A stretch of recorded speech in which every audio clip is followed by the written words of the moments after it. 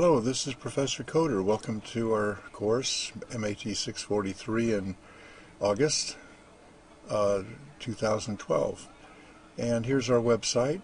We have our syllabus, we have our course outline, course calendar, and you should check those things for due dates. And the virtual office, in case you have any questions, this is a place you can ask them and I'll get back to you as quickly as I can. Then we have 4 weeks of the course, and each week is a unit. Here's Unit 1, has a discussion board and lectures, and then a couple of assignments with video clips. The discussion board in Unit 1 is an introductory discussion board where you tell a little bit about yourself, your background, and your interests and so on, and attach a family photo, sound file, movie clip, a partner, a child, a pet, some of your hobbies, whatever you care to add, and then we'll, if you attach that to your entry, your posting, then we can include that in our scrapbook and locate it in doc sharing. And it's kind of fun to see everyone's ideas together. The second discussion board is the more formal one, and it has a topic that you have to write about, and this is the topic here. Please discuss the necessary conditions and considerations for implementing instruction in your classroom based on constructivism and one or more of the models in the information processing family of models. Support your posting by referring to the text readings. And in this one, your first narrative posting should be about 200 to 250 words in length, clearly address the prompt, and be a thoughtful response within a paragraph format, and should have good English. And also, you are required to have a specific page-level quote from the text within that first posting. That initial posting is due, by the way, by Thursday of week 1. The first discussion board was due by Wednesday. That was the introductory kind of fun one. This one here is due by Thursday, and all of the discussion boards from then on will be due on Thursday, the initial parts of them. And then your 2 secondary responses for your posting and the discussion board should be at least 150 words each, should go beyond simple agreement and don't require a specific citation to the text. So you don't have to do a citation in the second and the third postings to the discussion board each week, and they should be about 150 words.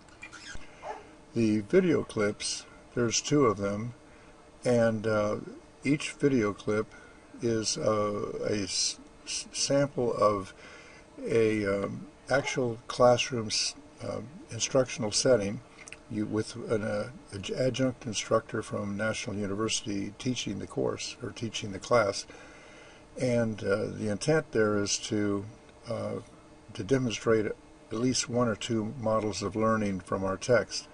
So there's video clip 1 and video clip 2, and then the assignment that you write about the clips in is video assignment, and then that goes into the Dropbox up here in this other tab. I'll be sending along a sheet that has an example video assignment formatting on it with the APA formatting, so you can see that. Then we have Unit 2 from the second week, and in that one we have 2 video clips as well. So you do the same thing and then turn in a video assignment to the Dropbox. Also, there's a field observation in week 2 is actually a instructional setting that you have to find yourself. And I realize that there's classes are not in session right now in public schools. However, they will be in the next probably 10 or 15 days during the course. You can also find, if you a recreation department class in karate or swimming or art or music or whatever you can find. As long as there's a teacher, an organized class, students, and a curriculum, that will suffice for the field observation report. and I'll be telling you a little bit more about that as we approach that. In week number 3, there's an assignment to create a PowerPoint chart, and in unit 4, the last week, you have 2 assignments, one to create a standards-based instructional unit that's approximately 4 weeks and 4 or 5 weeks, and that has to be based on state standards. And then your final paper is a reflective summary, and I'll be talking to you more about that as well. At the top of our screen we have a bibliography where you can put things of interest to you, URLs that you found that you want to share. We're not doing a journal. The Dropbox is where you place your assignments that you've completed. Doc sharing is an interesting place that you can find all kinds of things in, like sample assignments. We have samples of every assignment in the course in Doc sharing, so that's a good place to go to check that out before you turn in a paper. Then of course we have email and the gradebook, and one that I wanted to point out in particular was the live tab up here. Now when you press that, it will load this page here, which has 2 choices, chat and class live, and you want to choose class live because that's the asynchronous or synchronous tool that we have in our course that you can communicate with me and others in the class.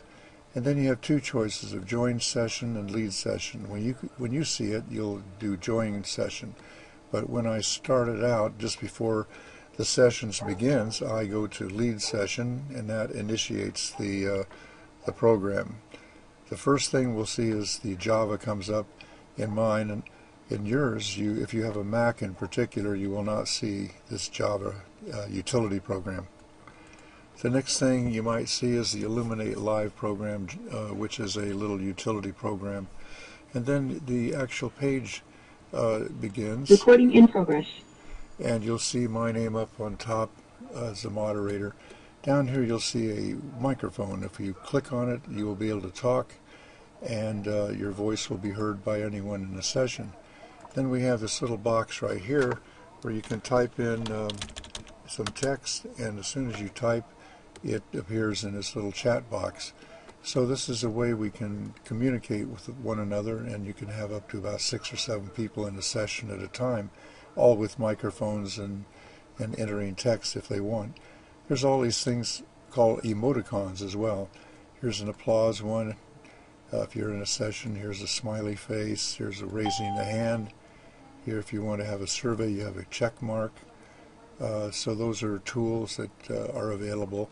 And then of course there's the whiteboard here, which can show papers and things from the internet, and it is mainly a discussion board here. So that takes care of the demonstration of the Class Live Pro. Anyone who wants to come and join us in our little chat session is certainly welcome. I also wanted to have a word about the formatting of your papers. This is an example of the video analysis paper, and you'll notice up here there's a running head. This is APA formatting.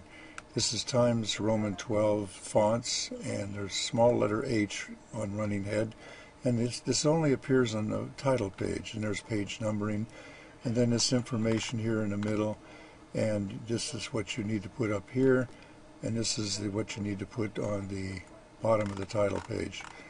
The abstract page is always the second page, and it's bolded, centered,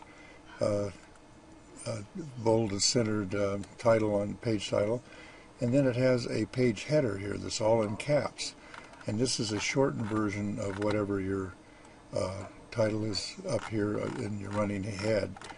And then on the next page, the content pages, for example, if you're doing video clip 1, you have the head, the title in bolded in Times Roman 12, and the page numbering, and then you discuss video clip number 1, and then do the same for video clip number 2 about what models you found, and you should find at least a couple of them, a couple of models in the various families. And then there's a reference page, and this should be bolded as well, so I'm going to bold that. And then the page header should be here in caps again, the same page header that was on the other pages. The references should be 1 inch from the left, and then at the end here double space, and then have the indentation. They call that a hanging indentation on the second line. So that's the expectation for the formatting on just about every paper you turn in. And I'll be counting points on that. This is a paper I'm going to be sending you today. This is might be a helpful thing to you as a summary of all the content in the textbook. The 4 families, the information processing, social, personal, and behavioral families, and their accompanying models under each one of the families. So as you read, you might put some notes in here to make it a summary and easy for you to remember. So I hope that this little tour has been helpful to you, and I look forward to working with you this month. Thank you very much.